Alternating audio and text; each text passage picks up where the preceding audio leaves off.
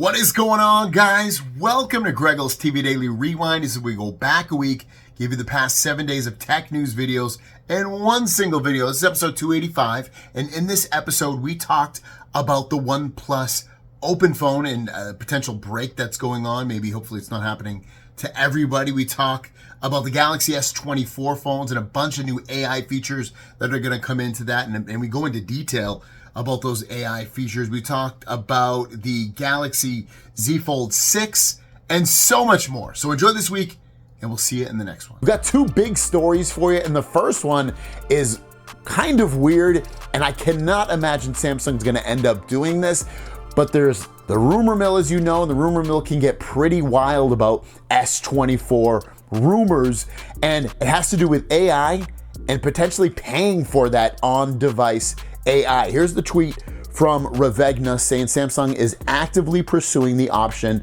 of offering this on-device AI features on the S24 as a subscription service. I just cannot see Samsung saying, hey, we got some really cool features for you and they're going to happen all on the device, but you got to pay for it. I can understand why they might want to do that. It's a subscription service. It's recurring money. They make money on it. It all makes sense. But I can't imagine they offer this service, and especially in the beginning, people are like, yeah, I'll pay for that. I'll pay $5 or $10 a month and be able to do this, this, and this. I just don't see it happening. I cannot imagine this will fly over well with their audience. Maybe people would, and it depends what it can actually do and all of that. I can't imagine it's gonna work or be any part of anything people want. I mean, you imagine also if it is a subscription service that they'll offer some kind of 30-day or 60-day or 90-day free trial, and then after that, if you want to keep it, you have to pay for it. But I just don't think people are going to pay for anything like this. Let me know about you guys if you would want this, and if you'd pay for it at the end of the day in the comments down below. Our last story is a little fun thing, and it's a micro or mini Galaxy S24 Ultra, and it's obviously not real. Like, it is real, but it's not Samsung device. But it looks like one. It's got similar software. It's cool looking. Like, I can see that if this was a real device, people might want this, or they might want to give it to a little kid that doesn't mind having a tiny little screen, or using it as some kind of smart home controller if it was reasonably priced, or maybe even just as a camera. Maybe you love the cameras on the Samsung device. You're like, hell, it's an awesome little camera, and I can just take it, you get this little itty bitty screen. I can see some use cases for it, but as a main device, if it was real, no, not at all. Our story is only one today, and it's about the OnePlus Open. And I have to admit, I haven't had any physical issues or physical damage with the phone, fingers crossed. Nothing on the front screen, nothing on the inside screen. Everything has been top-notch, perfect in terms of, I don't see any dead pixels. I don't have any real issues with the phone in terms of its physicality. Everything is fine.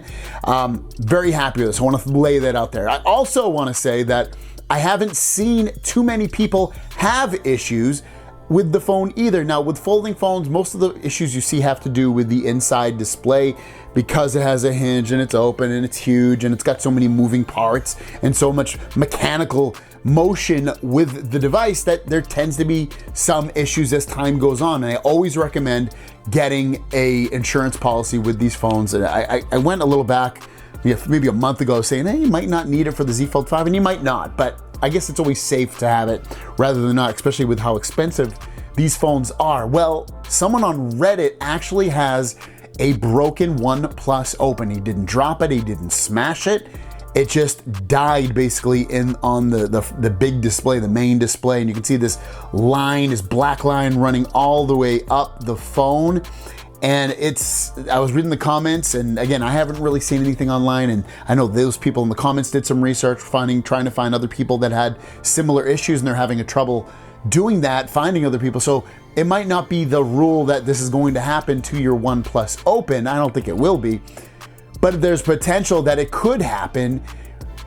And that's the crappy thing about folding phones, is that, you know what, they are more fragile than traditional slab phones, and you have to worry about that thing, that when you have that phone, folding phone, there's potential that it's going to break out of the middle of nowhere. And it doesn't even always have to drop it or step on it or sit on it or something. Sometimes this stuff just happens with the wear and tear of the phone over short periods of time or even long periods of owning these phones. And you know, he's only had this phone, I would assume, since it launched. So that's what, like a month or so. So it's not a lot of time that it's actually been out and been in his hands that it actually broke. But he should hopefully be able to send this out to OnePlus and get it replaced and fixed with no cost to him. But that remains to be seen. If it pops up in my stories, I'll let you guys know if there's any resolution to this. But as of right now, just be careful, guys. Get the insurance policy if you don't have one with your OnePlus Open, your Z Fold 5, your Pixel Fold, and any other folding phone that you have. Thanks for watching. Your question of the day for you today is all about the Galaxy Z Fold 6 and the Z Fold 5. But let's first jump into the Galaxy Z Fold 5. Why? Because there is a new update that's just been pushed out for this phone, another beta update. This is the 4th or 5th, I can't remember at this point. It was like a 700 meg update. It took a screenshot, but I don't even think it really said much in there. But I do want to say that the update I just had before this one was a little bit buggy at times, and I'm really glad they pushed out an update. And also my battery life was kind of draining kind of fast as well on that, so I'm hoping that stuff will improve with this new beta update. At 722 update, megs update, it just says bugs that have been fixed, improvement of overall software stability. I thought they'd push the regular version of this out. You've got to imagine we're really close though. Like, they've already released it for the S23. For the Z Fold 5 and Flip 5, which got the update today, this beta, you've got to imagine that one's going to be out very, very soon as well, the real version. But in terms of things that have been on here, or changed, amended, I haven't really noticed anything. I've heard the animation has been improved from going from widgets back to the home screen and vice versa. But again, I didn't really notice any issues with that beforehand, and I don't notice anything really at this point either. And our last story of the day has to do with the Samsung Galaxy Z Fold 6. We've seen some maybe renders of what this phone is going to look like, but reportedly they still haven't decided on a final version of what the phone will look like. We've got multiple different types of ways the phone will look like, and this continues on with this information. And this is saying that the prototypes for the Z Fold 6 and Flip 6 to be produced at the end of the year or early next year will explore various directions. None of these are confirmed. They are purely multi-function prototypes. The actual working prototypes, which will lead to mass production, are scheduled for May. This process aligns with Samsung's manufacturing and adheres to all Galaxy standards, ensuring that the most successful one among them will be refined for mass production. So anything I guess we've been talking about supposedly isn't the final looking view of the phone, but I would think at this point Samsung probably has a really good idea of what the phone is going to look like, and maybe they're just cutting some edges and adding and removing things. But I would think like they have a really strong idea of what the phone is going to look like at this point. They probably usually know a year or two in advance what they expect the phones to look like. I think the big takeaways from a design of the Z Fold 6 is, hey, is it actually gonna be an S Pen that either inserts to the bottom or somehow fits into the side or the back of the phone, flush with the phone? Are we going to have, you know, super fast charging? Are we going to have S Pen support on the front? Like, things that we've heard that it's probably going to have. Are those things going to happen or not? And again, I would think they kind of know at this point, or at least they're in a good direction or an idea of what they expect with it. But we'll have to wait, say a little bit longer. But as time goes on, guys, we're going to continually get more and more information about this phone, especially towards the end of this year and early next year. Got one story for you, and it is all about the new processor that's going to be in the Galaxy S24 and 24 Plus. Not here in America, because we'll be getting the Snapdragon 8 Gen 3, but the Exynos 2400 is going to be released in a lot of countries in Europe, in parts of Asia, and other parts of the world as well. And I wanted to show you some benchmarks that are coming out comparing the Dimensity 9300 from MediaTek, the Snapdragon 8 Gen 3, and the Exynos 2400 from Samsung, because there's some big differences going on with these processors versus the 2400 and what you should suspect if you end up getting the S24 or S24 Ultra and it has the Exynos 2400 in it. So here we go, guys. This is showing you the benchmarks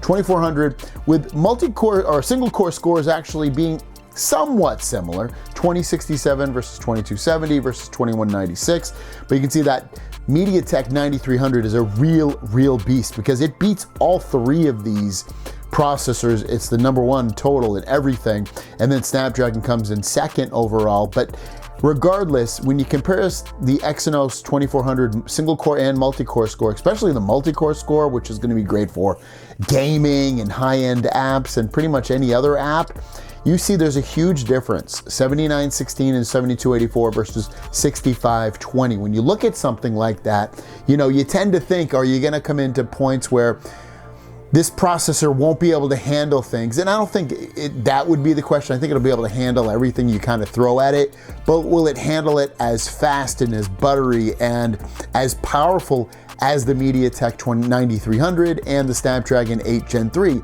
Probably not. This Exynos 2400 is a processor that's really, at least with these scores, basically a generation or almost 2 generations behind in terms of what the current competition is going to be releasing their processors at. Again, I don't think day-to-day usage you'll see a lot of differences. It's gonna be really when you get into gaming and video editing and photo editing, stuff that really needs the extra cores, stuff that really needs the extra processing power. That's where you're gonna really see differences. I wouldn't call it the end of the day. I wouldn't say, hey, it's gonna be a piece of crap. I wouldn't go that far because those are still really respectable scores. But it is something to keep in mind that, you know, you're buying the same phone as other people across the world, but in some parts of the world, you're getting an Exynos 2400, other parts you're getting the Snapdragon 8 Gen 3, and there is that sizable gap in performance between the two phones, and you're gonna be paying the same price for both phones. It's kind of like, come on, Samsung, why didn't you just end up using the Snapdragon 8 Gen 3 on all the phones all across the world? And, you know, it probably goes into they want to put that money towards themselves with the Exynos, where Exynos actually has been in the past. So the first one is all about the Galaxy S23 phones. Now, the stable version of One UI 6 is starting to roll out to folks in the United States of America. I actually already thought it did. I guess it hadn't. And I don't have it. I guess it's first coming out to the people that have the beta. Let's see, I'm searching again. I searched about 10 minutes ago. I still don't have it just yet. But the good thing is it is rolling out, and it's rolling out in more places as well. I know Australia, it's starting to roll out as well. So keep checking for updates on your Galaxy S23 phone to see if you have the stable version of One UI 6. So awesome news with that. But our last story is even freaking cooler because, you know, I'm a huge folding phone fan. I love folding phones, having to be the Samsung Galaxy Z Fold 5 or the OnePlus Open or the Pixel Fold or the Chinese manufacturers. I love these phones. I think they're a real shot in the arm to the mobile industry, which is having declining sales right now with regular phones. And this could be just the type of device that really boosts the world of mobile technology. So what are we talking about here? We're talking about a mid-range foldable phone that's going to be launched in 2024 from Samsung. Let's check this out. So the information that is coming out, you can see Samsung will launch a mid-range foldable phone in 2024. And this information is coming from TrendForce, who's citing supply chain sources, says that Samsung is set to bring a lower cost foldable phone to market in 2024 to further reduce price barriers. So supply chain sources have also revealed that Samsung is planning to bring foldable phones to the mid-range market next year, further reducing price range and making foldable phones more accessible to a broader range of consumers. And also remember, there was that report that came out last year where it said that Samsung would launch an entry-level foldable phone that would cost less than $800. So we're all in this, guys. And I have to think, you know, if it's a foldable phone, I'm hoping it's not just the flip phone and that's going to be under 800 bucks, because that's literally only about what, $200 less than the regular Galaxy Z Flip 5. I would hope that it's this phone.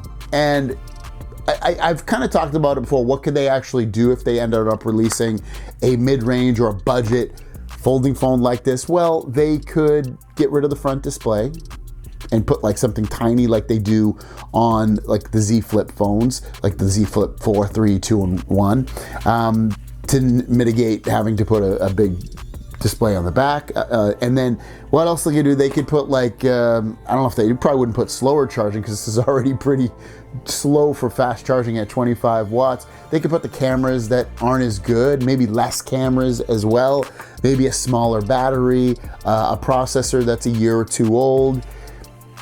That's just some of the things off the top of my head I think they could do. Got one big story for you, all about the Galaxy S24 Ultra and the newest render with this phone, the closest and best look we've had of this phone just yet. And there's a couple things that we are noticing that we're gonna point out, and hopefully there'll be things that you actually are very impressed with and make you potentially wanna purchase or upgrade to the S24 Ultra from the other phone that you're already on right now. So let's look at it. This information's coming from Ice Universe, and as you can see from his tweet, it says, "Tell me you're anxiously waiting for the S24 Ultra. This is the closest rendering of the S24 Ultra."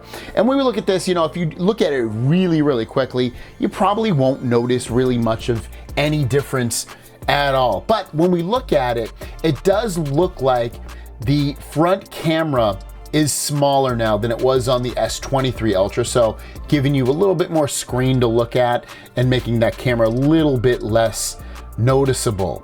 The other thing on here is the symmetrical bezels. So they're symmetrical all the way around instead of being a little bit different, you know, in certain spaces. So if you are a symmetrical king and you want everything to look uniform, then the S24 Ultra is definitely the phone for you. But then we're also getting better cameras, basically, or well, at least one. You know, all the cameras will be, I guess, upgraded.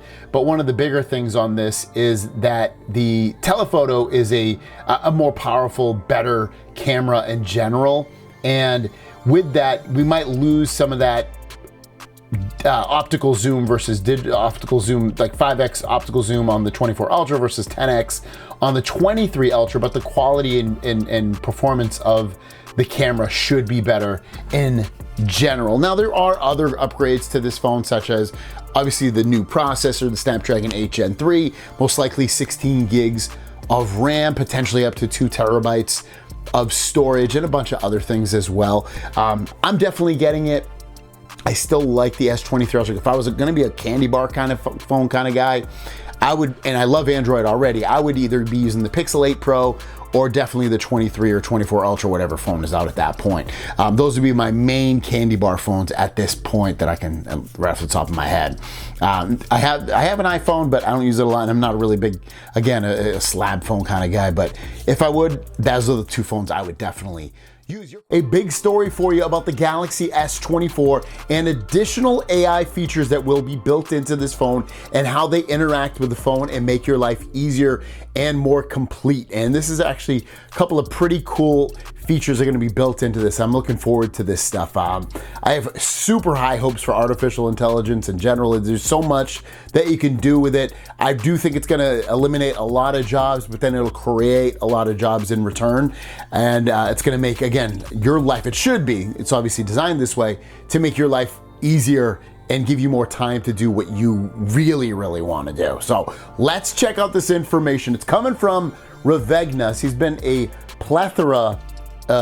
giving a plethora amount of information about this phone, but basically he's saying the core of the S24's AI features lie in analyzing the user's frequently used apps and lifestyle patterns to proactively provide results and automatically handle complex tasks. So what he means with that is basically these apps are gonna do things, and maybe you're using GPS, or we'll just use GPS for an example, and it will automatically route where you wanna go based off the conversations you're having, and then give you the weather and potential hazards that are coming up, things like that.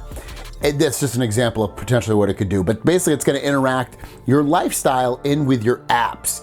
and you can just imagine all the different things. Maybe you're searching for a movie, and again, it'll show you the traffic that's gonna be there. It's gonna route you there. It's going to give you some good restaurants that are nearby without you having to think or do that stuff yourself. The other part of this is that it's the expected functionalities, including analyzing the user's destination and travel time to offer it advanced information on weather, traffic conditions, and app features.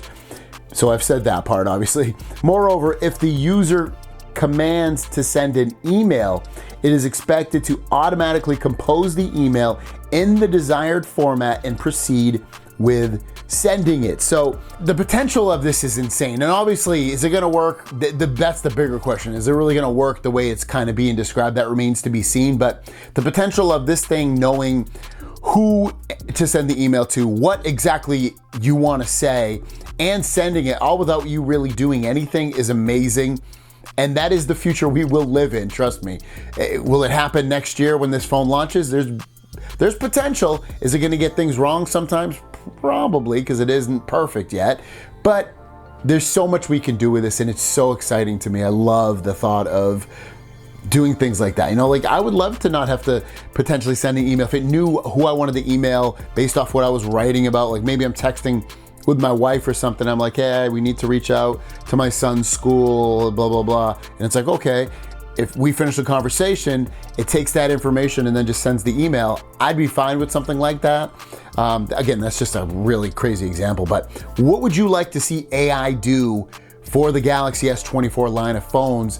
Obviously, this stuff will trickle down to the other phones as well, but what would you like to see for AI and Samsung to really do to simplify or improve your life? Let us know in the comments down below. Thanks for watching. Have a great day. We'll see you down the road. Peace.